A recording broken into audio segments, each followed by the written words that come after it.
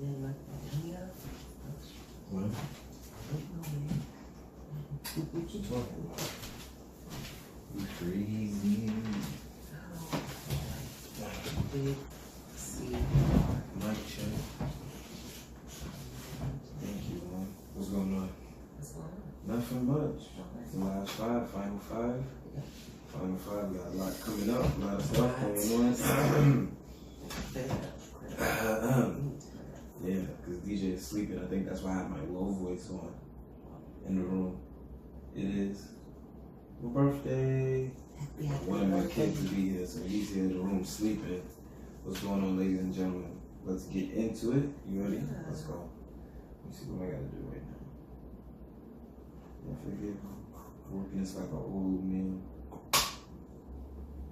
You gonna give him a silence? Oh, you gonna give him a silence? Yeah, when? I thought I should start now before you act. Let me see. Yo, give me my little flip phone. I'll call you, and you call me, and that's it. And I ain't no telephone number. I'll tell you.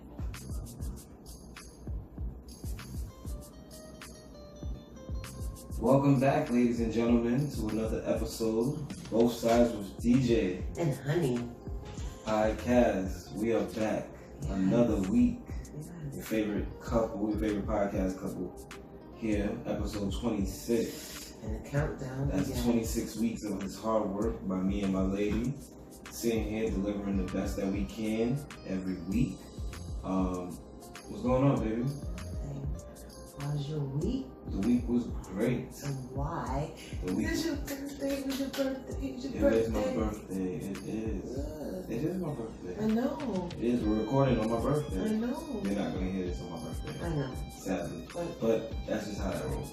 how does it feel to be another year wiser? I don't know. I feel good. It's like the older you get, it's just like a regular day until you go out. I mean, we went out and did stuff over the weekend, so it was like my birthday being dead smack in the middle of the week. It was just like, okay, it's Wednesday, boom, tomorrow's work, hey. So I did stay home one day with DJ because he's off for school for the spring break, Easter break. Do you feel like the kids get off a lot? I feel like they get off more than we used to. I don't think so. I think they get off just as much. I feel like when I was a kid, my parents said the same thing.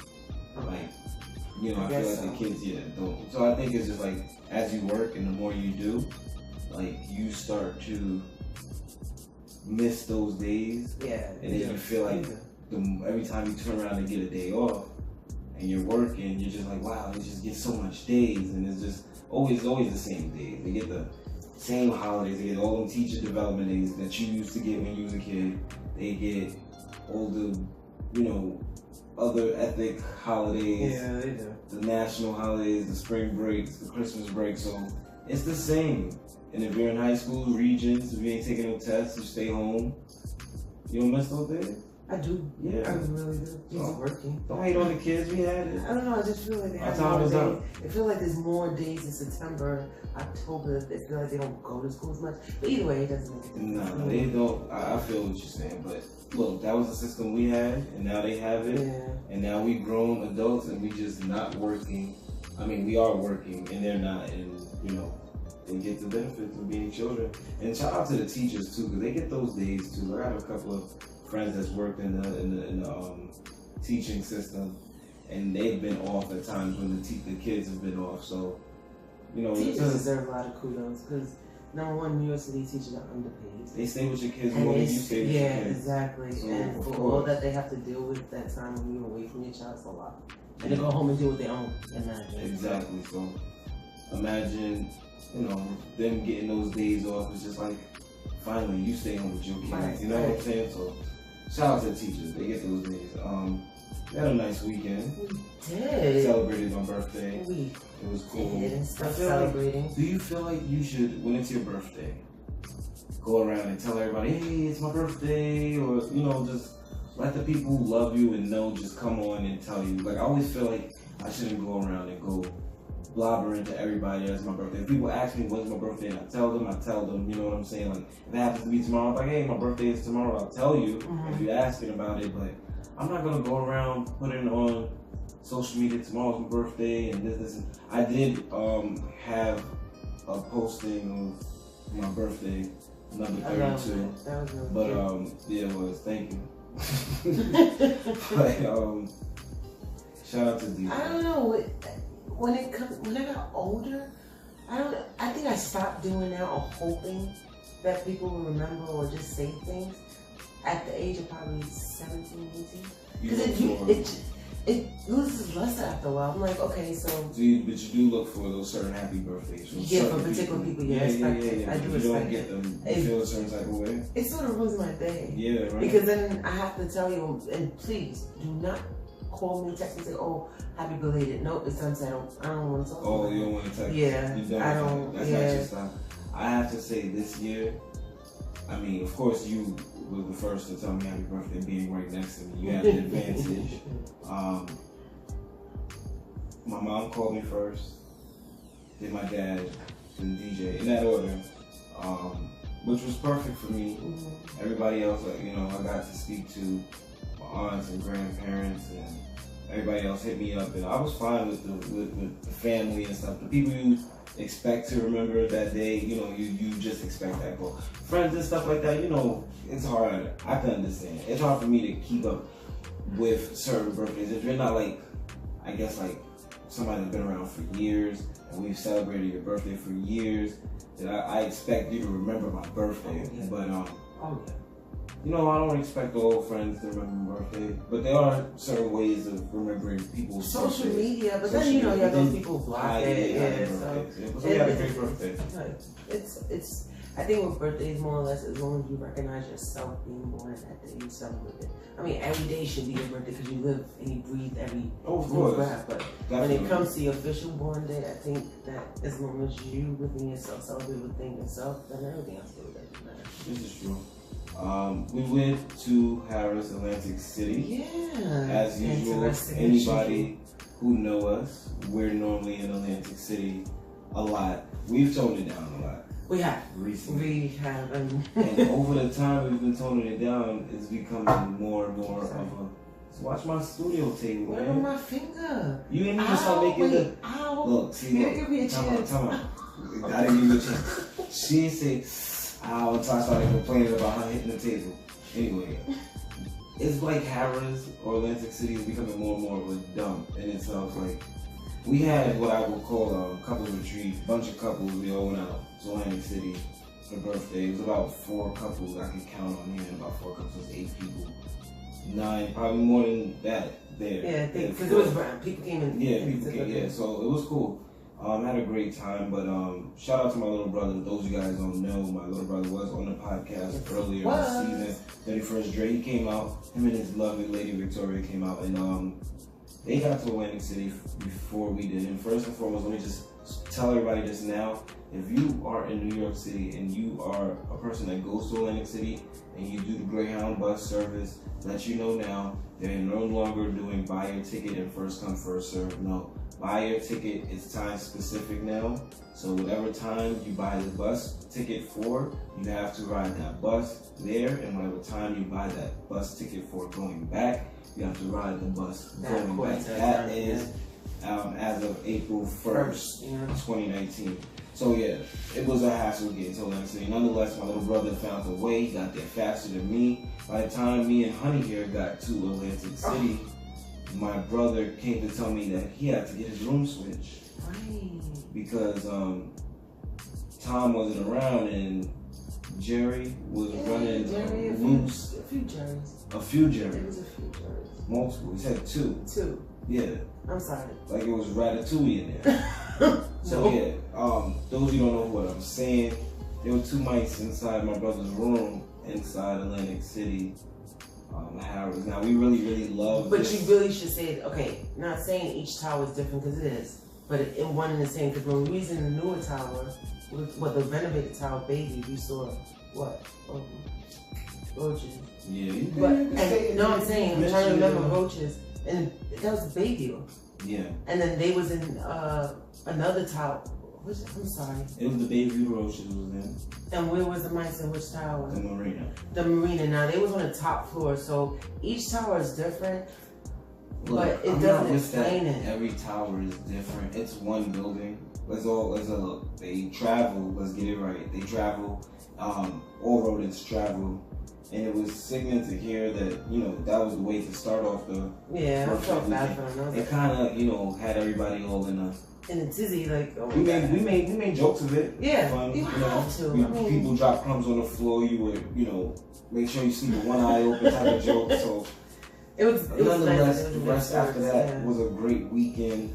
We had a blast. Shout out to everybody who came out and showed love for the B-Day weekend, or whether you just wanted to get away for the weekend and you just happened to be there for my birthday weekend. And thank you. We're gonna get like a small little shout out or a special little shout out to Tanya and Andre. Shout out to Tanya and Andre. I just want to shout out everybody. But no, I'm saying in particular, not saying everybody, because everybody was great. We met a lovely couple. That's why. In the Dominican Republic, and we've grown a relationship with this couple over the last couple of months. It hasn't been long, so the relationship is still growing. So shout out to them. They came out and celebrated. You know, first time that we all celebrated anything together on U.S. soil, so that was cool. Shout out to everybody again. But, it was cool. It was cool. Fat Man Scoop. Great time. Fat Man Scoop. I hope everybody saw that picture. That's right. I didn't post it on both sides. I'm going to put that picture up one of these days so you guys can see. We got into some basketball this week. Good games. Good games. Everybody is talking about the, you know, OKC versus Portland closeout game. Shout out to Dame Lillard. Yeah. I wanted to say Dame Time Lillard. You can. Dame Time Lillard. Shout out to him because this brother has been working his tail off to get where he is. He is killing the game right now. And I mean, like, he killed it. Like, all right, so everybody knows about the buzzer beater right now. By now, the 50 piece that he put up. And he's doing this all against Russell Westbrook. So. And oh yeah, Paul George got some too. He's on paraphernalia for the rest of Dame Time's career. Like, that's what it is. So, you know, shout out to him. He's a multiple All-Star. He has multiple buzzer beaters in the playoffs already. So this isn't the first time he's done this. He hit the 37-footer. I'm looking at the numbers. It was 37 feet over Paul George at the buzzer to send them, and he did the bye-bye. That was like the icing. He was the meme. That was the cherry on top. Yeah. It was everybody's mood during the week. Yeah. We were up watching this game while I was like, babe. It was like as the game rolled over into my birthday. Like, yeah, I jumped on the bed. I wanted to. I told you. You. Yeah, no, but I said, I told him he was bringing the ball up the floor. I told her they're not calling timeout. It's Dame's time. And he hit that shot, so that was exciting. Shout out to him. Now, the big horse in the room is Russell Westbrook. Now, I know you guys have been seeing how Russell has been responding to the media, how Russell has been acting on the court after scoring simple baskets that anybody in the league can hit. Not going to take nothing away from this guy because he plays hard, works hard. 3 straight seasons averaging a triple-double. Right. But his arrogance is catching up with him. And I think it kind of dawned on me when he was dissing the reporter, and I can't remember the dude's name.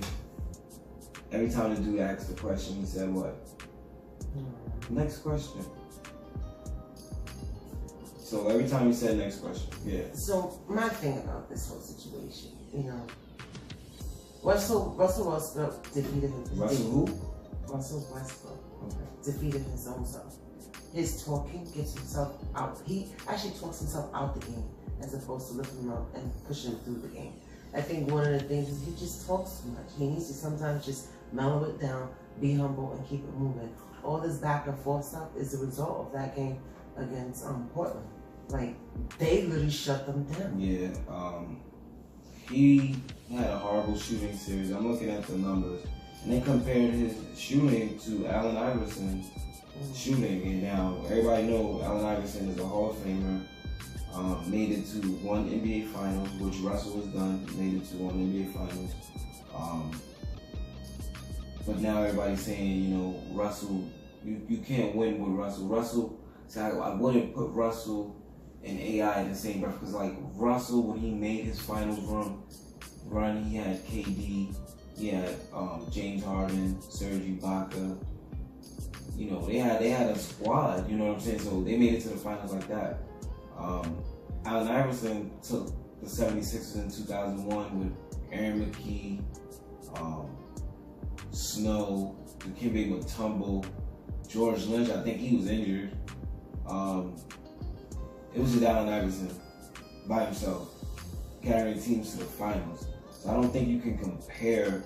Like, you can compare the numbers, but the characters of the basketball players is totally opposite. I feel like Allen Iverson is always a leader. Since KD has left OKC, Russell Westbrook is now 4-12. I would love to have been a final moment if KD actually watched the game. In the playoffs. Watched the game and saw what happened to him. I don't think KD has to watch him anymore. I think he already knows. Got what two type of person finals. You got two. I mean, let me look. See, I want to get the basketball and the type of person thing separated, because he's probably a great guy. Oh, probably awesome. Yeah. But you know, basketball changed people. The media, the lights and everything, it changes people.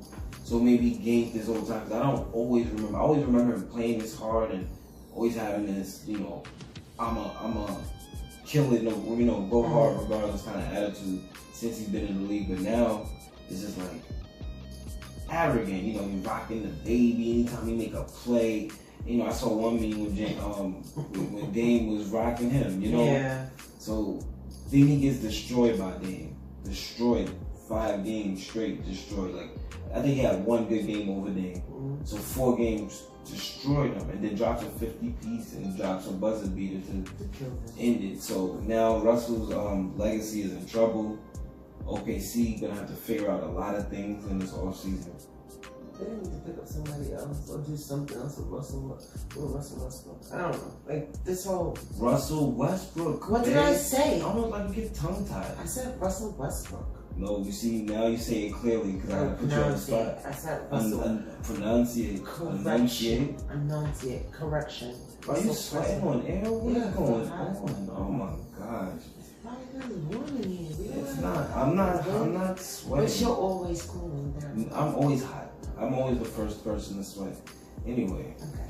We're gonna take a quick break. Go into this sponsor real quick. This ad. Yeah. This is Both Sides with DJ and Hanee. Be right back.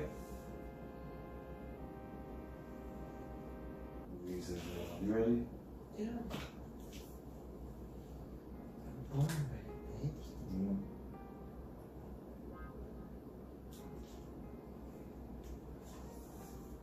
Welcome back, ladies and gentlemen, to Both Sides with DJ and Hanee podcast. Thank you to that ad, that sponsor. Yeah.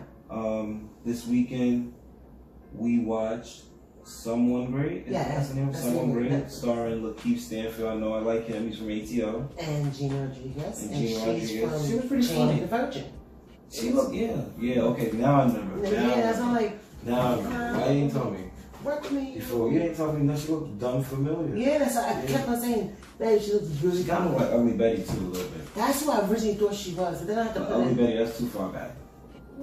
I mean, Ugly Betty was a great show. I used to is. love Ugly Betty. I watched It was a great show. They should bring back Ugly Betty. Really? It's hot in here. I told you. It ain't just you. I told you. I thought you was going through some stuff. No. I'm about to say, it's not that time Not yet. I was going to say that too. It's not that time. But you like dripping, like you got like Jericho juice going down your face. Oh, Lordy. You look so dramatic. Am I? You look so dramatic. You don't understand. You're like an actress. Oh, I should be. The world is my stage and I'm going to keep walking. Let's go. Moving along. Now you guys see what I got to deal with, because this isn't on air. This is like her on the regular craziness. So back to Someone Great. We watched that this weekend, which was a good show. A little synopsis. Basically, Gina Rodriguez's character is a young lady who is a writer. music journalist. A writer. She's a writer, a journalist, a compositionist. I don't know what you wanna. I don't know. She writes in. She is a music notepads. journalist. A music journalist.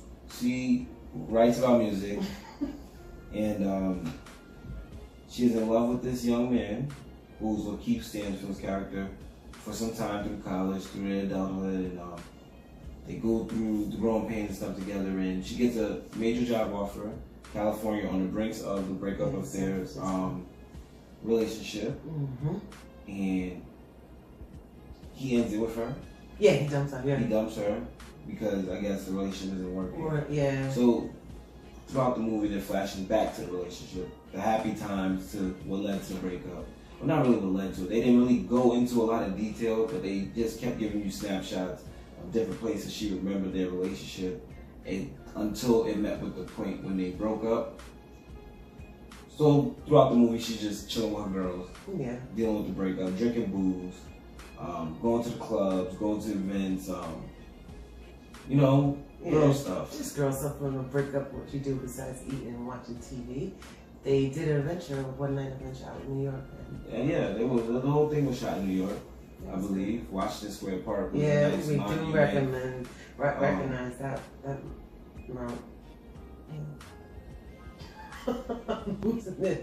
Why are you looking like you want to cut me or something? Don't cut your eyes at me. Washington Square Park was very monumental in the movie. I thought it was a great movie. I liked it. You really stood up for that movie and watched it. It was awesome. No, it was a good movie. I don't remember when did we watch it. It was like midday. It just popped up one day. I don't fall asleep on a movie unless it's in the nighttime. It's interesting watching that movie in the way, I guess, that set of women, because it was two women, one girl was in a relationship. The main character, Gina Rodriguez's character, was the one who was dealing with the breakup, and then another person who was a lesbian. Yeah, and they were all best friends. Yeah, each time one was commitment, one was too committed, and one just got out of the relationship. Right. So they're all dealing with the breakup, and the one breakup, and they're all breaking up or dealing with their issues during this one breakup and having fun, being girls, drinking booze. What is one way you can remember dealing with a breakup got you through? Any habit you picked up?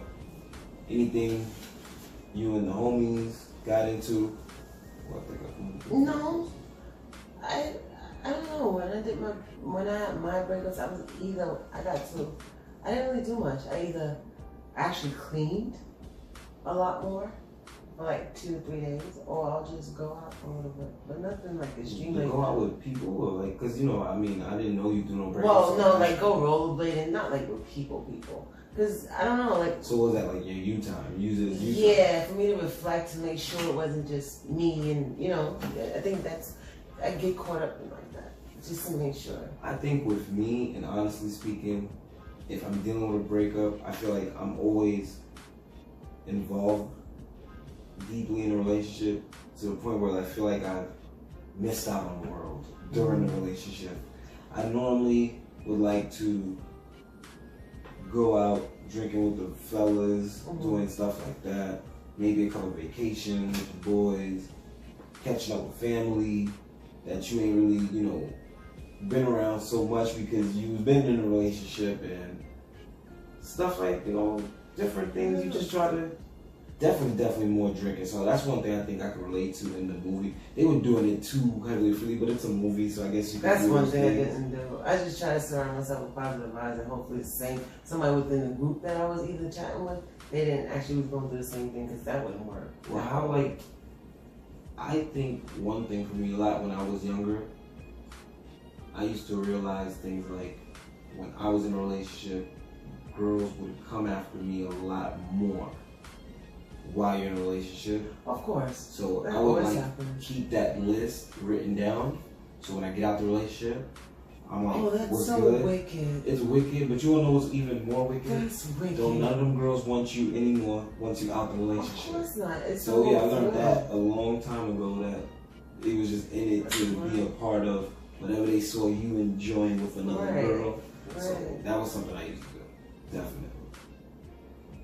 Do you feel like sex is important after, like, dealing with a breakup? Do you feel like you gotta jump into the bedroom fast, or did you feel like that was something, or did you feel like you had to keep your confidence to yourself? Like, do you have to be honest, no, I didn't feel like I could jump in the bed with anyone.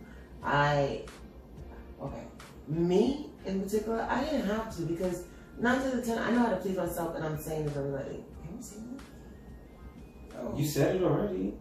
Oh, well, anyway, I don't think that, for me, I didn't want to jump into the bed with anybody, and no, it wasn't like, oh, we're going to, no, it wasn't like that. I just didn't feel the need, because I felt like in that aspect, I felt like even though mentally I was already trying to recuperate, my body would still be on a rebound. Yeah. Like being horny, especially when you're not with somebody for a minute, yeah, that's dangerous. No way. I see, anytime I dealt with a breakup, I don't know. I feel like my body was disconnected from mine. You know, like I wasn't connected to my body. So if I did things like right after a breakup, like it wasn't emotionally tied. It was just like, just get this out the way, relief kind of. Yeah. Like, not saying, get out the way, like I don't, like sex, but I'm saying like it was just like more like, all right, I'm good. I got that out the way. There's no emotional tie. Keep it going. But then it wasn't the greatest. It wasn't ever the greatest because there was no emotional tie. So I never really, to say like I never rushed to jump back in. Like I didn't rush to jump back in. I just kept probably like going. Yeah, I just kept it going, but with no emotional tie. So it was just like, it wasn't important. It was just like whatever. If it come, it come. It didn't. Unless there was an emotional tie to it. I don't know if you get me. I do. I think I feel like I'm talking man right now. No, I get it. But wait, come on, Mikey. But I think one of the things about that is, don't you get tired? Like, because you're overworking yourself, because you're still trying to recuperate from the breakup. Yeah. You're still trying to be that alcohol. But how do you recuperate? The only way to recuperate from a breakup is to not emotionally tie yourself to anybody else. Do you feel like sex is always an emotionally tied thing? I don't think that's a solution. I think it tends to be like two humans. But it tends in to the world tie that in. we live in now, some people just gotta have it, get it off. Yeah, but get it off. Okay, so let me just ask this question. After like a supposed breakup, how long do you wait to have sex? Like if you was to go, let's just say you ain't. I was in love. No, how long do you wait to have sex? If I was in love, I'm asking, is that the circumstance? If I was just in love with that person? Well, you're in a relationship. Wait. If I was in a relationship, in love with I'm at least trying to fight and get them back and see if there's something we can reconcile for a couple of months. Okay. If you said reconcile for a couple of months. That's how long I'm gonna be trying for. Yeah. Okay. Before I go out and start going out and chilling and running around town with my boys and doing the things I did when I was single. Then that way I'm gonna put myself. If you're not responding, if we're not going out to dinner, we're not trying to talk it out, blah blah. If those things is cut off and you just don't want to talk to me, I gotta do something to keep my mind off of you. I got to, especially if I'm the one that want to reconcile and you don't. I gotta do something. Now, if it's vice versa, if she want to reconcile and I don't, I lay her off easy, but I'm gonna do me. See, I think men is harsh when it comes to that. Everybody's harsh. I feel like everybody has a reason to want to break up with somebody. Whether it's to want to be in another relationship with somebody else, to follow a dream, whether you just want your own space. There is a reason behind every breakup. There is not, a breakup that goes on without some kind of selfish reason with that person doing it. You know what I'm saying? If I break up with you and I go be with the next girl, I was being selfish. If I broke up with you and took 3-4 months off and then, you know what I'm saying, then that's that's not selfish. But if I break up with you and next thing you know, you go on my Facebook, like this is back in the day, you go on Facebook and then you see I'm in a new relationship with the next chick, I was just breaking up with you to get with the next chick. That's being selfish. That's a selfish breakup. That's mean intention. There's intent behind that. There's, personal, selfish, there's thought behind it. So, there's different circumstances for that. Yeah, I like to break things. You know I like to talk. That's why there's mics in front of us. Come on. This is Both Sides with DJ and Hanee podcast. I like you feel like sex is important in a relationship. I think it is, and I think it isn't. Okay. Because I say, one thing about it is, let's just say you meet the greatest person in the world. Y'all want to come inside this, but it's not all that great. Do you leave that person? Do you not want to be with that person? Because I always say, just like a person is beautiful, if that person you get with is beautiful, then something drastically happens, God forbid, and it makes that person either what they call deformed or they just lack something. Do you leave that person because of that? I think people get so much involved in certain things that I think they lose the lust of the substance of what a relationship could be or should be without all the extra. That's true. I am interested. So we got a lot going on in this show. Yeah. Got a special guest calling on to the line. Same gentleman, if you guys were listening in the beginning of the episode, Brian Scartocci will be here. I will probably be chopping up the name all throughout the interview. That's probably the only time I'm going to get it right. Brian Scartocci. See? Brian Scartocci. Yeah. Practice makes perfect. So he'll be on the line with us next. Brian is a fabulous genius and hardworking musician. I follow him on Instagram. I see all his hard work. He'll be joining us, letting us know all about his journey to soul music, all his trials and tribulations. Yes. Oh my gosh. And wait till you guys hear him sing. Yeah, as you guys can have heard in the beginning of the episode. Yes, this man is a genius. So we're gonna go right into this ad. Another one. And then we'll be right back with Brian. This is Both Sides with DJ and Hanee podcast.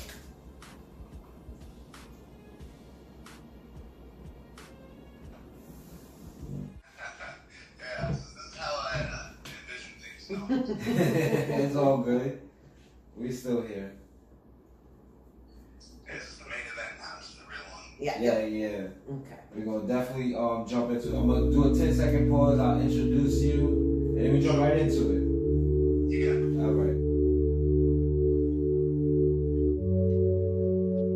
Welcome back, ladies and gentlemen, to Both Sides with DJ and Hanee podcast. We have another guest on the line. We have Brian Scartocci in the building. I am here. What's going on, Brian? Just living the good life out in Austin. Hey, nice day about you. Thank you for joining the podcast with us. Now, just let everybody know where you're from. I was born and raised in Hamilton Square, New Jersey, but I've been out here in Austin, Texas, surviving out here about 13 years. Okay.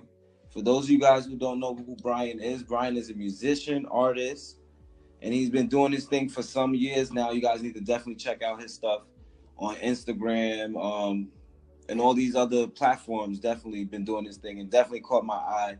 Brian, really, really enjoy the work that you're doing. Definitely.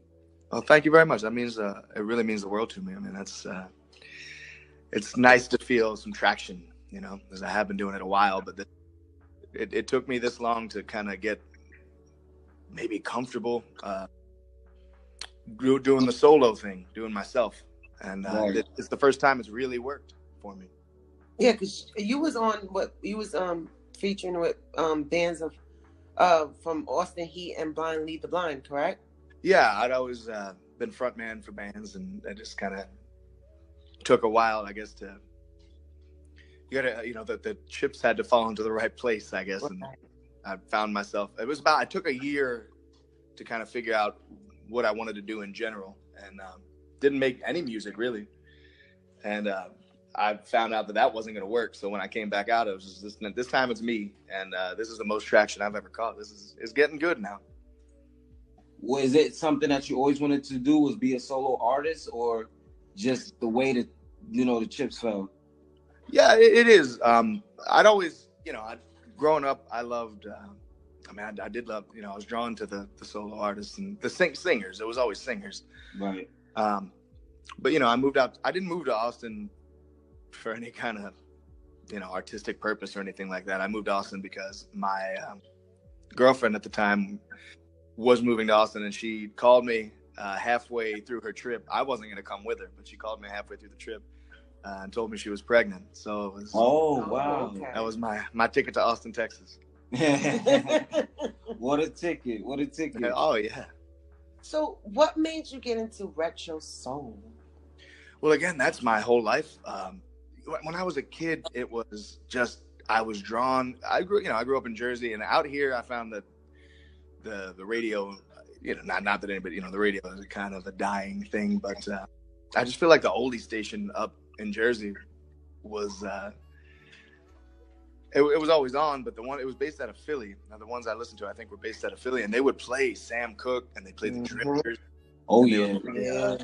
The Temptations, and just the voices drew me in from the start. And it wasn't only the voices; it was the arrangements behind them. There was always lush string arrangements, and there'd be horn stabs.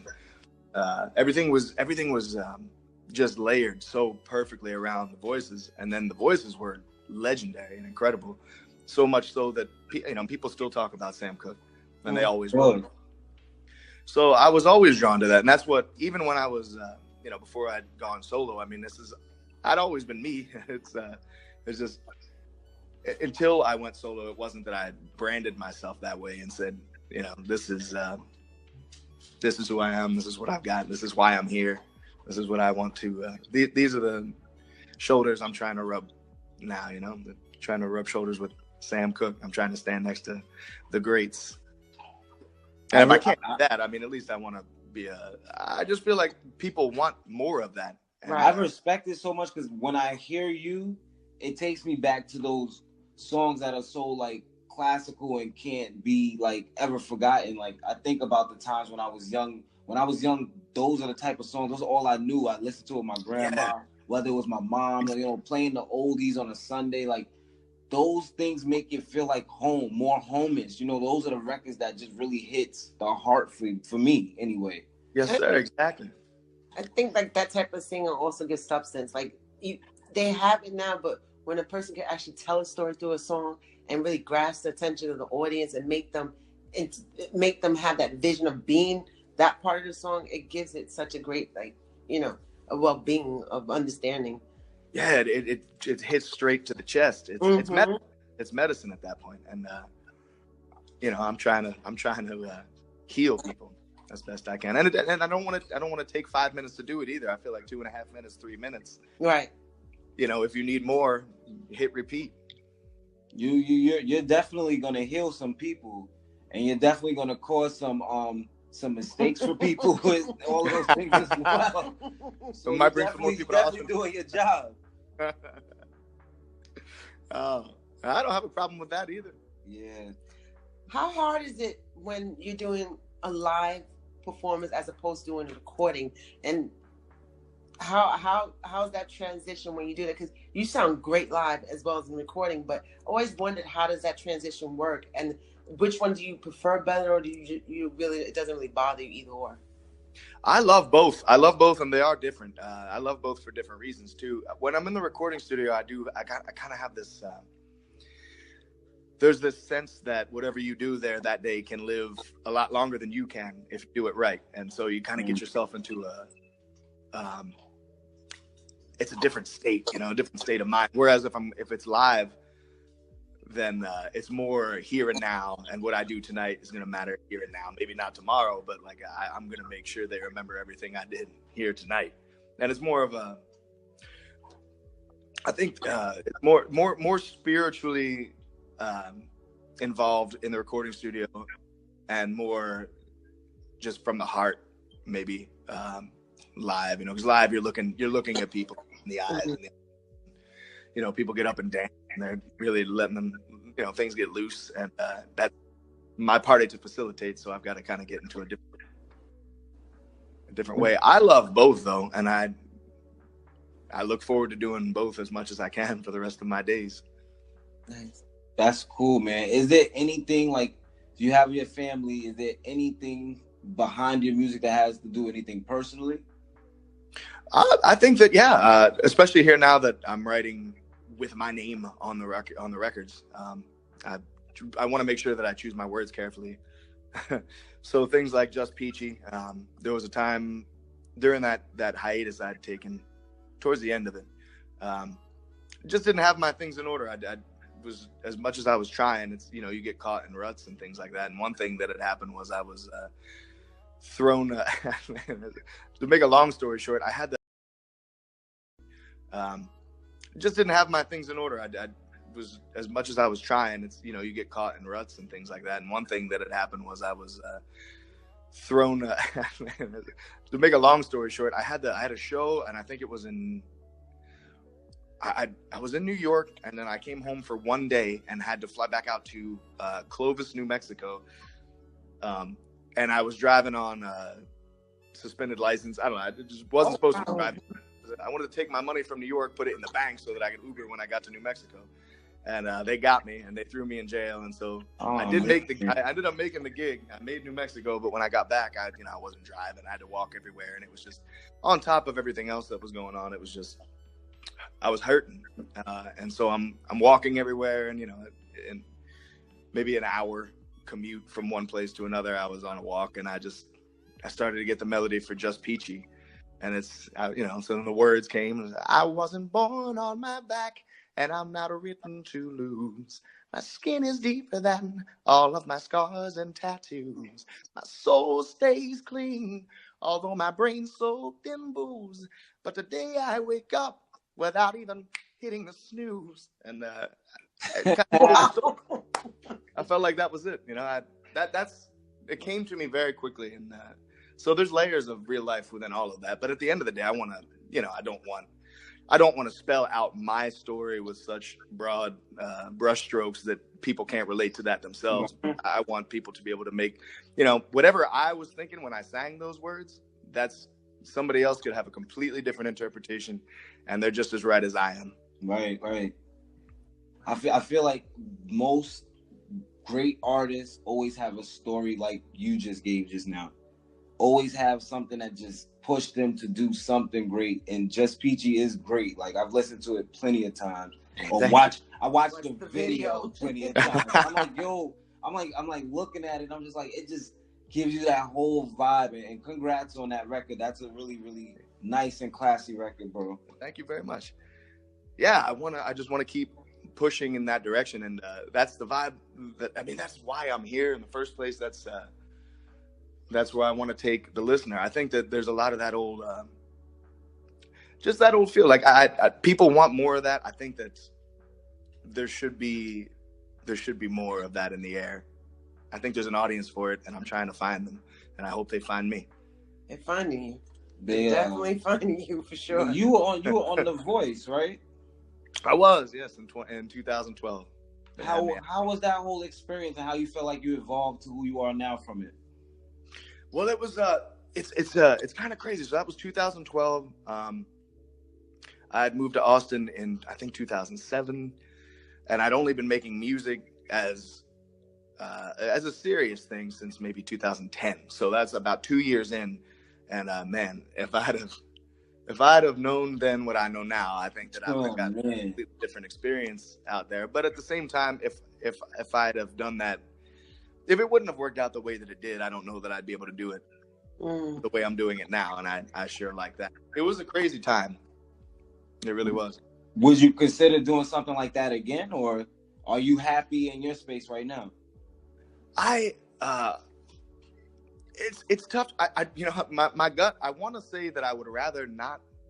I'd like to say that I would like to leave that alone and just try and carve this out on my own now and in the way that I'm doing it, and see how I can get it without that, without sounding negative. Like, it's kind of, almost like a steroid. I'm trying to get trying to get my gains naturally right now, but it's tough to say that if the right opportunity came along, that I wouldn't want to make a hypocrite of myself and say that under no circumstances would I do that.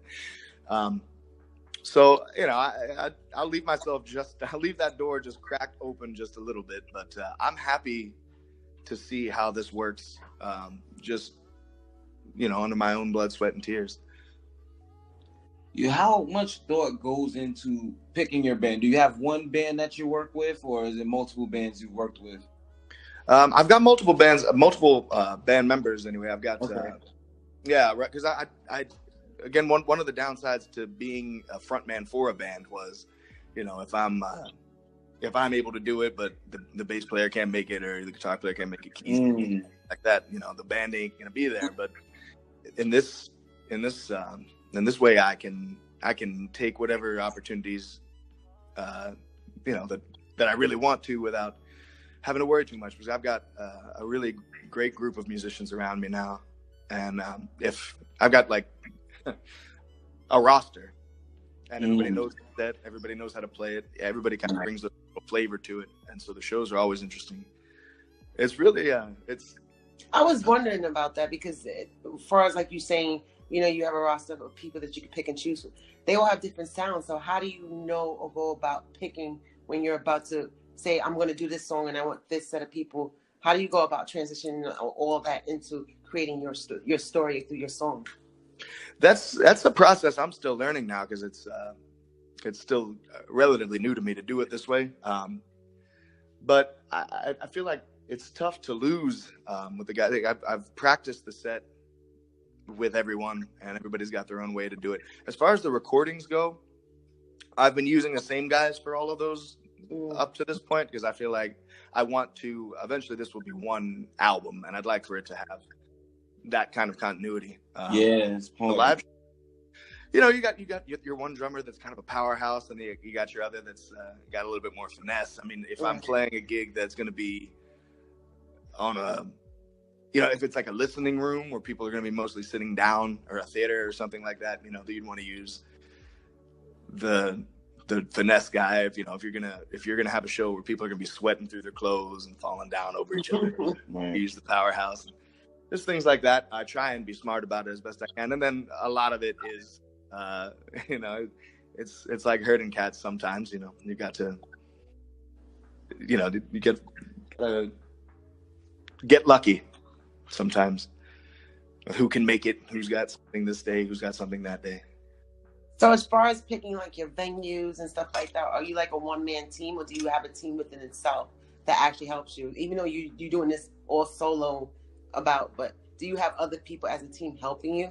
For real, like the videographers and all of those. Yeah. A lot of that responsibility still is falling on my shoulders, but I'm trying to keep a team around me. I'm trying to... I feel like I'm getting to the point now where things like booking shows and getting back to emails and things like that is getting kind of hard to do on top of, the grunt work, writing songs and practicing. And so, but for the most part, that's mostly me still. Of course I'm not the videographer, but I've got to find them and right, of course, kind of put it all together. How do you manage family time and all of that? My kids are they've grown up with me striving. So now that my daughter's about to be 13 in less than a month, and my son is about to be 10, they're happy to see how well things are going, but they've seen it all so much. At this point, it's like, oh yeah, well, you got another show, no big deal. It's almost to them, it's so nonchalant. They're not even worried about it. I could be on stage just, sweating through my suit, my shoes breaking because I'm doing. I saw that on the gram. I was like, he's busted. I was like, look, baby's busting through his shoes. Tore it right in half. Oh man, that goes to the hard work. Any of the kids inspiring to sing, or they just? Oh wow! It's funny. It seems like the talents have split between the two of them. My daughter won't. She's not going to come right out and sing in front of you or anything like that. But every once in a while, you'll hear her singing along to the radio, or you'll catch her, and just in a room with it, and I can hear it. She's got it. She's got the gift. Okay. But she's kind of shy, so she's not going to go out. But then my son is he's an entertainer. He's a character. He joined his school's, I think it was 3rd grade talent show, and he won. Oh, wow. Yeah. And I don't know that he could sing quite yet, but he did a little spin. I bought him a suit. He had a blue suit and some white shoes. And he put his little glasses on. Yeah. He won the whole thing. Nice. Look, you got to be able to perform too. Maybe the voice will come a little bit. Were you shy when you first started? Was I what? Was you ever shy when you first started singing? Oh, I was shy for years. I was shy for years and years and years. It took a while to kind of break out of it. I knew that by middle school, I knew that I could sing because I'd moved from New Jersey to Maryland in middle school. And when I was the new kid, it was like, you know, I was quarantined. I was the new kid. Nobody wanted to talk to the new kid. But then I would, you know, somehow I ended up singing, like, I don't know what it was, My Girl or Let's Get It On or something on the school bus. And then all of a sudden the girls' heads turned. It was like, oh, finally I got something. And so I knew that's when I knew that I started to take the singing a little bit more seriously. Like it wasn't something that I should just, I mean, I always loved it. My whole life, I'd loved doing it, but it was around middle school that I realized it was maybe a skill I could develop. The actual stage presence and being comfortable on stage, that took a minute. Why, as far as like getting used to just seeing? Because I know some people have stage fright. So did you have stage fright when you first came on doing this, or it was one of those things like, I can do this, I don't see the people, I just see it? How did you go about getting over that? Well, it was repetition is how I ended up getting over it. And yeah, it was, the first times I found myself on stage, I was so happy to be there and happy to be singing. But to actually perform them, that was a little scary. So I would try and throw the moves in there. I felt like I had it all together in my brain. And then when it was time to actually get out on stage, a lot of I bet you it didn't look as bad as it felt in my mind. Mm-hmm. I feel like if you were out in the audience that night, you'd have thought, oh, he's doing, you know, he's fine. But in my brain, I'm like, it's like, oh Lord, I certainly hope that this is coming off well. It took me a minute to get comfortable in my own skin, and now I can, you put me in a room anywhere, I could sing in front of the entire earth and feel happy, because I feel like that's my calling. That's what I'm here for. But it took a while to just kind of break through it. And I think the only way to break through it was to just keep doing it. And, you know, people's response was always encouraging. Has there ever been a time where the response were encouraging, where you had to just build yourself back up? Like, look, I know this is something I'm supposed to do. I gotta, you know, get back on that stage and kill it. I feel like that's something that happens every now and again, just naturally. It's and if it isn't, you know, you're always running things through your head, like you're only as good as your last performance and all that, and so you could be in any kind of funky mood and get out there, and you got to power through that. I'm building myself back up. I'd say quarterly. I've got to always make sure that my heart is in it, and that what I'm doing, that I'm following the right path. I don't want to stray too far from.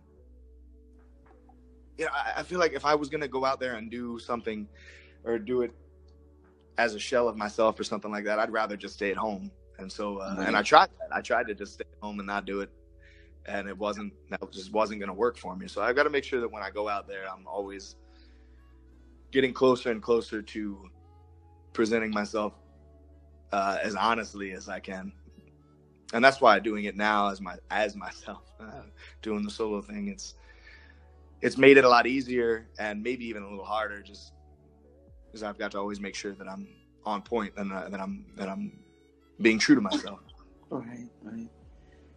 So is there ever a time where you had like a complete writer's block or a singer's block? I don't know what you want to call it at the time, but is there any time that you have, or still once in a while you do have it? How do you pick yourself out to get out of that particular isolation of not feeling like you're moving or be able to write something with content? Yeah, well, writing, it's it kind of, that's the cycle it goes in with me. It's almost that I kind of expect the writer's block to come. So I'll have this burst of creative energy, and all of a sudden there'll be 2-3 songs to play with, and I'll bring them to my guitar player, and we'll get those worked up, and then 2-3 more will come because I'm feeling good about those, and then it's time to record those and polish them up, and get the album art ready and get the videos ready and do all that. And during that process, I'm not writing much of anything. I'm all wrapped up in these songs that I'm already working on, and kind of the only way to get back into the creative brain for me is to kind of get those out off my chest and let them do what they're going to do. And then I can kind of release them and breathe a little bit, and then all of a sudden something new will come to me. And so it comes in waves. First, there's the writing process and the crafting up of the song, and then you actually have to make the product, and you've got to build it and record it and make whatever version it is going to live forever. Do that one, and eventually I'll be able to get back into the writing brain. I feel like I'm kind of slipping back into it right now that I put out my third single. I've got some new things coming. That's cool. So is there like a process, like when you're in the crib and you're writing songs, do you bring like songs to your family and stuff? Like, what do you guys think? You know what I'm saying? Like, or is that something you just discuss with yourself? I usually keep it pretty close to the chest until I've got it. Okay. At least to the point where I know if I were to sing it for someone, I can hear all the instruments I've got in mind in my brain while I'm doing it, so that it's almost like I've got my band. I've got my band, and it's just in my head. So a lot of those songs where you'll hear bass lines or string parts or something like that, it's like I kind of can hear that when I'm first bringing them to whoever I'm trying to bring them to. But it helps me. I think the reason is because if I bring somebody a song that's not finished, or if I sing somebody a line of a song, or like maybe I've got a verse and no chorus or something like that, and I get the reaction to it before I've got the rest of it fleshed out, it's almost like it kind of kills the flower before it has a chance to grow, because then now I've got a reaction to it, whether good or bad. So if I'm getting praise for that little piece of a song, maybe it makes it harder to finish it well. Or if they don't like that little piece of a song, it's like, well, I never got the chance to, add to it that maybe the second ingredient would have made the dish. Mm. I like to have the whole, if I'm missing a bridge or something like that, I'm not going to lose any sleep over that. But I like to at least have the chorus and, the verse into the chorus, and some kind of the flow, some kind of the. At least the foundation of it. Exactly. Yeah. So you could just wake up and just build right back off of it tomorrow. Right. So when you want to let everybody know your music and stuff like that, and I know you probably have more than abundance of songs, how do you go about choosing the songs that you want to have on an album or let people know so that they can understand the story about the whole thing, the whole process of what you're doing? I think that's a tough question, because I knew that I wanted to start with Days of Glory. I felt like that kind of was the perfect introduction to this, this vibe, this whole thing. I felt like that was a great way to start it. Days of Glory. I mean, it's kind of a fiery song to sing. It just felt like the right one. And then, from there, I think it's kind of been how do I feel? I just have to convince myself that the next move is the right move to make, and I'm sure that I'll make a wrong one, but they've all felt pretty good so far. I feel like I've put them out 1, 2, 3. The order feels good to me. Now, as far as what comes next, like even just today, I might have just flipped one and the other today as far as what's out next, but when the time comes, I'll know. Right. I think everybody who does music, I always see like everybody picks a season, or a season comes around where it just happens and it just hits. You know what I'm saying? Yeah, there's just it's a wave. Just like a wave. Definitely a wave. Do you have a performer and a singer on your hands? Any advice if they wanted to go and pursue music that you would give your son and daughter? I would. Yeah, I think the best advice, after having just gotten to where I am through trial and error, I would tell them to trust their gut and follow their heart as early on as they feel like they can. I think that I spent a lot of time kind of looking around for answers, and maybe it's just that I didn't have the courage at that time, but I just think that I'd advise them it would be wise for them to follow their heart, trust their instinct, and move forward with that, because the worst that could happen is you fail, and unless you fail to learn from that failure, then you've not lost anything. Because they're gonna fail, I'm gonna fail, we're all gonna fail over and over, but what do? You kind of you you allow it to sting a little bit, and then you analyze, how did we get here? What did I do wrong? Mm-hmm. And odds are you're not going to do with that. You're probably not going to fail the same way again. Right. Was there anyone that you can lean on, I guess, pursuing music? Mentor, maybe? Well, yeah. There's the ghosts that I look up to a whole lot. Sam Cooke. Okay. David Ruffin is the kings of music. Yeah. Okay. And I always end up back, in some sort of just solitary situation. I got some headphones on, or I'm in a room by myself, and I'll just let that play and kind of, like we talked about before, just heal me, and just let that kind of just seep in so that it can, I can properly put it back out into the world. But there's an artist out here in Austin, and he's originally from Memphis. He spent some time in Alaska, but he's landed here in Austin, and I think he's 73 or so now. And his name's Sam Evans, but he goes by Soul Man Sam. He is a kindred spirit, I think. He would tell you the same thing, which is wonderful. There's so many times I've sat there just drinking with Soul Man and like, hey, you remember this one though, or you know this one? And I feel like there's artists and like these little obscure old soul records and things like that I feel like if anybody other than Sam and I know them, I'd be surprised. And so he also plays at the Skylark Lounge, where I play every Monday. He's got every Sunday. I'll find him at my shows almost all the time. I'll come out and see him, and he'll come up on stage, and he's my, I'd say, if I'm gonna have any kind of living mentor or anybody who I really, really look up to and hope that, when I sing and Sam's in the audience, I hope that I'm making Sam proud. And the way he reacts to it, I feel like I am, and it means something to me. That's cool. Now we had my fault. Go ahead. Yes, sir. No, I thought you were saying something. Go ahead. My bad. No, I'm just trying to put Sam over. Just let you know. That's for real. Now, are there any of today's artists that you listen to besides the old school? Because we had a topic on our previous episode where we compared a great to a today's artist, and I just want to know if you listen to anybody of today, so we could just have this convo real quick. Well, I got you on here and we're talking music. Oh yeah. Well, sometimes I find that I've kind of shrunken my world here just to Austin, Texas. But there's a band out here in Austin named Tomar and the FCs that I think are great, and I love what they do.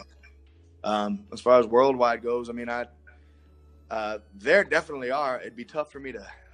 It's almost like there's no single artist that I would just pick out. I mean, there's that Raphael Sadiq album that's about 10 years old now, but yes. I remember when that came out, I was really excited that somebody was making music that sounded like that in this day and age. I mean, Charles Bradley, Lee Fields, that he's around. But yeah, and I don't want to sound like, I just completely look to the past. There are definitely some current artists that I'm into and songs that I like to listen to, but a lot of the times it seems like somebody else has to put those on. If you give me control of the Spotify, I'm gonna take you back. I feel the same way. Like, don't ask me to be DJ plug and play if you don't want to hear what I'm gonna listen to. Right. Yeah. So we was having a debate about because Beyonce's Homecoming just came out. And me and the lady, we watched it, and I'm a big Beyonce fan since I was a kid. Yeah. And don't ask me why. I don't know if it was like my aunt. That's what she, was dancing to, and we're kind of closer in age. So I followed behind her, and I'm just like, that's just who I'm infatuated with. So what popped in my head, one of my friends was over here. He was like, Whitney Houston or Beyonce. Like, who do you have had the better career? Like, I felt like once he asked that, I was like, that's a tough one, but still an easy answer for me, because I'm gonna say Whitney Houston. But then it just made me think, and it made me break down like the generational difference in the theatrical performances that Whitney would put on compared to like a Beyonce or any of these artists today put on. Like, the budgets then, like, compared to now, and how much money can be spent on choreography. All of those things. So I'm just like, if Whitney had those tools, like, I don't even think that would be a question. But I still think it's a question, you know? Yeah, it's a great question, and it is. I mean, it's going to be tough to compare. You could compare the voices, and you could compare like the raw talent and the stage presence and things like that. But it's tough to compare their careers just because I feel like Whitney. I don't think that. The world was a different place then, and a lot of the pitfalls that she fell into, and was pushed into, or I think that she, if she would have come up at the same time as Beyonce did, I think Whitney paved the way, and Beyonce was, benefit from the way the world was changing in that time, and people respect Beyonce, and she's done a hell of a job, even outside of just performing, just owning her brand and being an entrepreneur in a way that Whitney Houston probably wouldn't have worked out for her that way, because it's the late 80s, early 90s. The artists didn't have that kind of control back then. I don't think that. I'd like to see what she'd have been able to do had it, if you placed her in a different time period with the better opportunities that I think artists have gotten as time has gone along. I think it was more of a, chew them up and spit them out situation back then. They just kind of use you and kind of drive you nuts. Well, Brian, we just thank you for coming on, bro. Let everybody know where they can find you. Do you have any upcoming shows? Oh yeah, no, it's my pleasure to be on. I really appreciate it, truly, from my heart. I do. I'm gonna be very busy. I'm gonna make sure to keep it interesting. The best way to see about that, especially if you're not in Austin, Houston, San Antonio area, would be social media at the Brian Scartocci. I've got brianscartocci.com, which kind of keep it all together. Facebook.com/Brian Scartocci. My social media, I try and keep up to date on that as best I can. I'm having a lot of fun with that. And when new singles and things like that come out on Spotify and Apple Music and Pandora and iTunes and all that, that's where to go to find that. As far as locally, I'm going to be every Monday night at the Skylark Lounge in Austin, Texas. There's other clubs around town that you'll find me in. I'll be in Toronto, Canada in the middle of June. I think it's the 7th and 8th. I don't know if you can hear the dog squeaking the toy over there. No, it's okay. I'm over here trying to keep my dog calm as well. He's like, okay, you guys have had your time. Like, come on. Yeah, she's getting pumped. I'll be in Toronto. I'm trying to think if there's any other places I'll be out of town anytime soon. I can't think of any, but man, I am trying. I'm trying to catch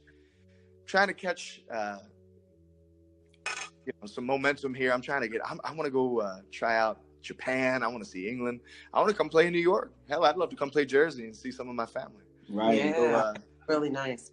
Have you been to Toronto before? No, I've never been to Canada at all. Oh man, you gonna love it. I feel really good about it. I'm excited about that. And I'm looking forward to as I continue to work hard and think new things come out, and I'm hoping that more and more eyeballs I can turn to what I'm doing here. And I look forward to getting out and around more often. I'm trying to see the world now. Nice. That's cool. I'm gonna ask you one more question before I get you out of here. Please. With the social media thing, how important do you? And I ask all our guests, how important do you feel like social media is for your brand? And how have you used it to evolve your brand? It's a chance to perform on the daily for a global audience instead of having I like I said, I play every Monday night at the Skylark Lounge in Austin, Texas. Well, if you're not in East Austin, Texas for 3 hours on a Monday night, then you missed it. But with Instagram and with Facebook and YouTube and all of that, I mean, any time of day, in any time zone, I can perform for you. I can reach you. I can try and let you know what it is I've got going on, and maybe it'll be a good fit. I feel like I could be discovered at any time by anybody with it, and that's why I try and stay lively on there. I'm really enjoying it. I like the way it's working out. Also, it's a chance for me to kind of hone that vibe.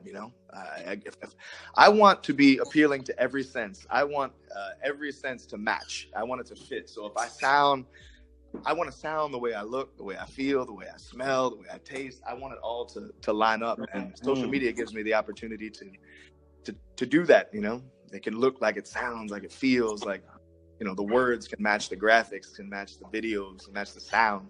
Right. All right, bro. Thank you. And thank you for that. Thank you for sharing everything about your love for music. Thank you for breaking it all down for us. And thank you for making music that is timeless.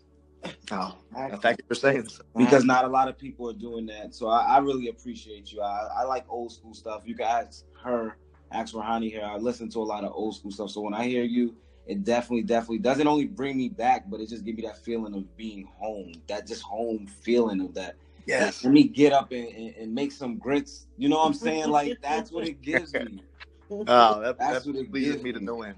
Well, I can't thank y'all enough. I really appreciate it. I mean, I feel like as an artist, opportunity is the rarest commodity. Right. And so for you to give me this one, I'll forever appreciate it. Oh man, the pleasure is ours. Thankful. Thank you, Brian Scartocci, right? I feel like you got me. I feel like when I see two letters, things roll off my tongue. I don't know why. I think it's the Bronx in me because I'm from the Bronx. So there's a lot of Spanish people around. So yeah. Well, and everybody tells me, it's supposed to be Scartocci, and that probably is true. But no, I just say the way my dad said it. You know, my dad says Scartocci, I say Scartocci. My plan is Scartocci. Yeah, I'm going to. Okay. I'm going to try my best to make it well known enough that nobody has a problem saying it soon enough. Right. No, it's gonna make it, and I'm gonna get it right now. Thank you. This is Both Sides with DJ and Hanee podcast. Brian Scartocci. Thank you. We'll be right back after these messages. Thanks, Brian. What's going on, everybody? My name is Will Dennis, Senior Associate at KPMG. Keep on doing what you're doing. You are listening to the Both Sides podcast with DJ. I love your music. You reached a couple in the Bronx, New York. She's from Brooklyn. I'm from the Bronx, but your music is reaching places. However you're doing it, keep doing it.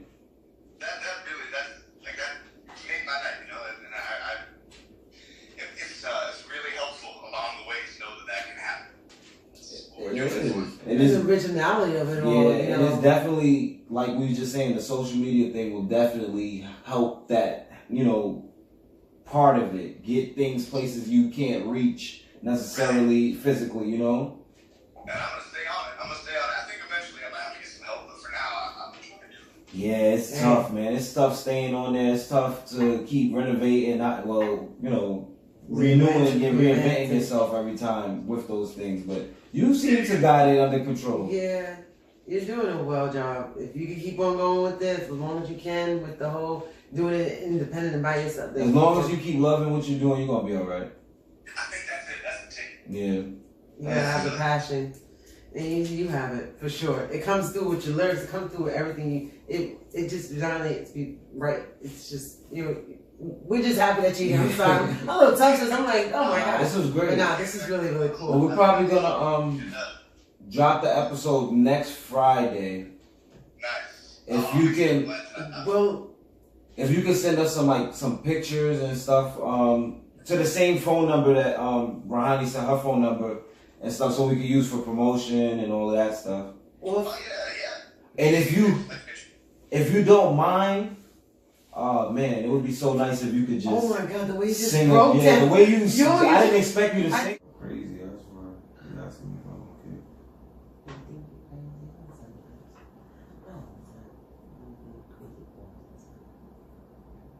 Even though at least you know you're crazy, so I think. What did I say? I make you crazy? That's not a good solution. That's impossible.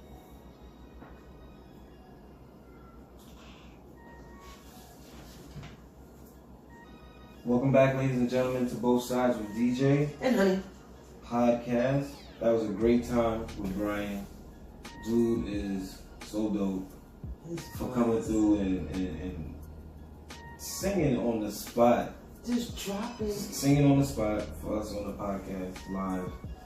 That's not planned. It wasn't. And I hope you guys enjoyed those that soundbite in the beginning of the episode he sent over to us. So shout out to Brian for taking the time to help us produce this episode into something special. Hope the ladies enjoy his voice on their way to riding to work. Fellas, I hope you download this and add it to your, ladies playlist. He's on all listening streams. Man, I like hear you when you whisper like that. I'm not You whispering. sound sexy to me, but I don't know if the people can hear you. He is on all listening streams. Right, Scartocci. He is, definitely straight out of Texas. Well, no, He's in Texas now, right? Yes. Okay. So how when people move, do you automatically just say that? Well, no, I'm just saying, like, that's no, what he's asking questions. his platform is based out of. I mean, well, your platform is based. I just said it. Your platform is like, for instance, 21 Savage. Platform out of Atlanta. When he gets picked up by ISIS, you find out the man's from the UK. Who knew? So. Okay, good one. That's a good one. Yeah, but shout out to Brian. We always like to thank everybody who come through and drop their gems. There's nobody we feel one talent or one dream or one anything more important and bigger than the other. We enjoy just making the content that we're making with everybody, especially the fun and the experience and the work behind the scenes that you guys don't get to actually hear or see sometimes because everything's not always rolling or always being produced out, but just enjoying that. So the finals, well, not the finals, the Eastern semifinals, I know for sure is set while we're here on the air. Who we got? The Raptors versus the Sixers. Celtics versus Bucks in the East. That's pretty much set. We know, as in earlier in the episode, Portland made it out the first round in the West. The Rockets has made it out the first round in the West. If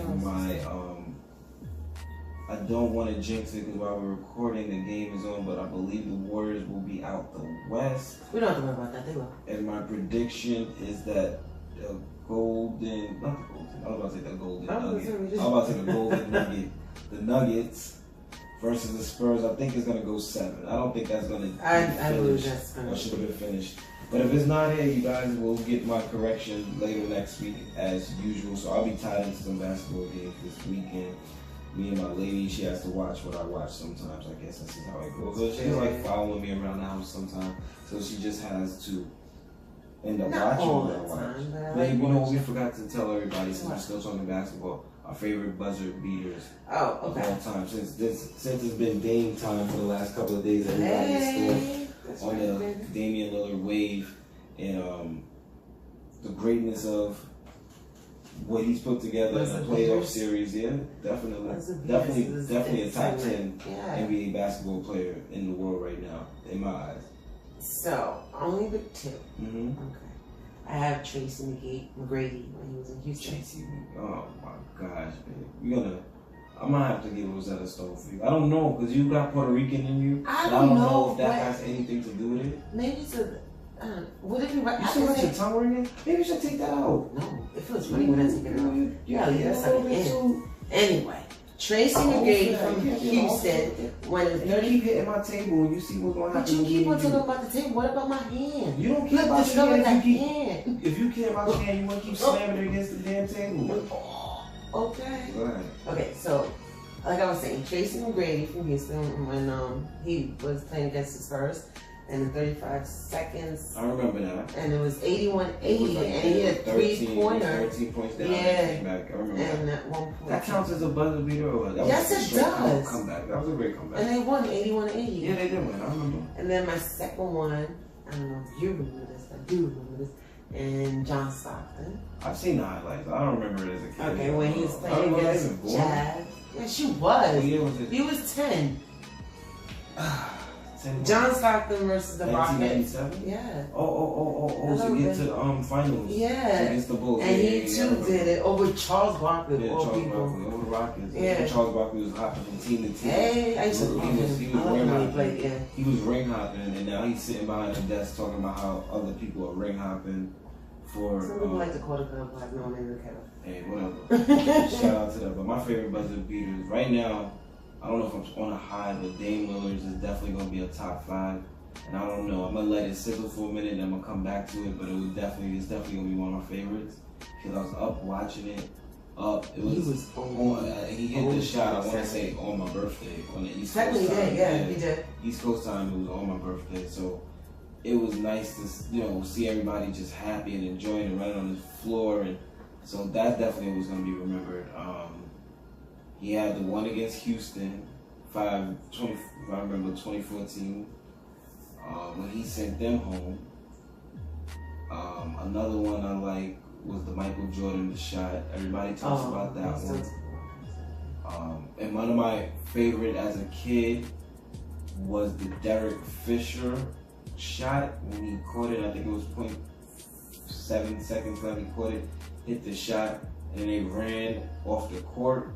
I guess so that the refs couldn't replay it. As a kid, we used to always reenact that same exact scenario on the basketball court with my friends. So that one was definitely a top 5. So I think it was Derek Fisher and the Lakers.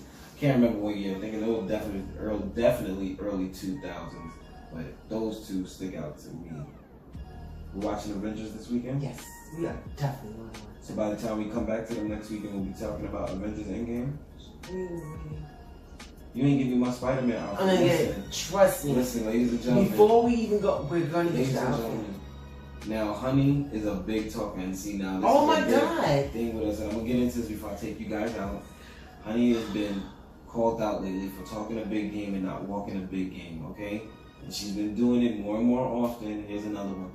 Oh, if you wear a Spider-Man outfit, I'll buy you a Spider-Man costume. Right?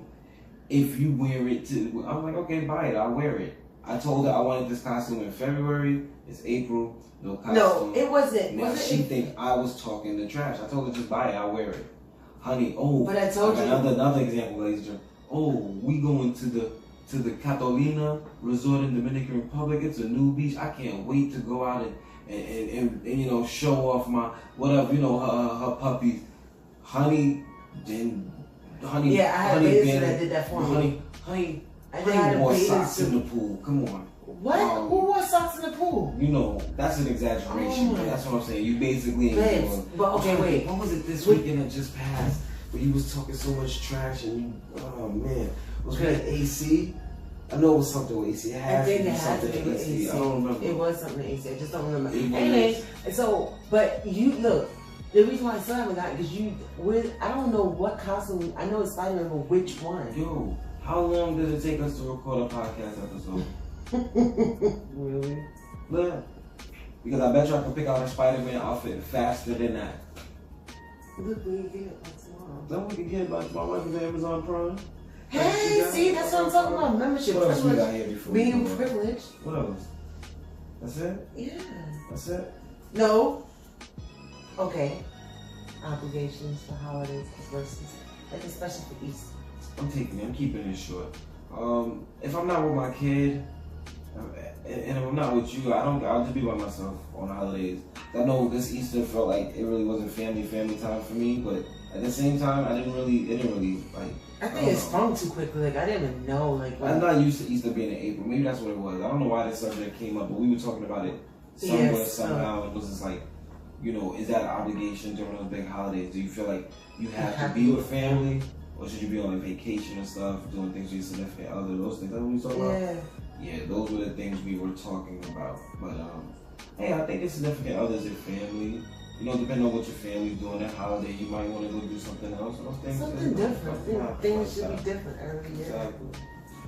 We're gonna take you guys out of here on this one. You guys just make sure y'all always be safe. Make sure you guys subscribe to us, listen, do all those good things. This is episode 26. We got some stuff coming for you guys for a finale. Also something special coming up in the next couple of weeks as well. I don't want to call it, but it may be next week. So you guys make sure you tune into that. You guys be safe. This is Both Sides with DJ. And Hanee. Stay blessed. Both sides, y'all. Hey, you guys. We would like to give thanks to the various artists who contribute to all our episodes.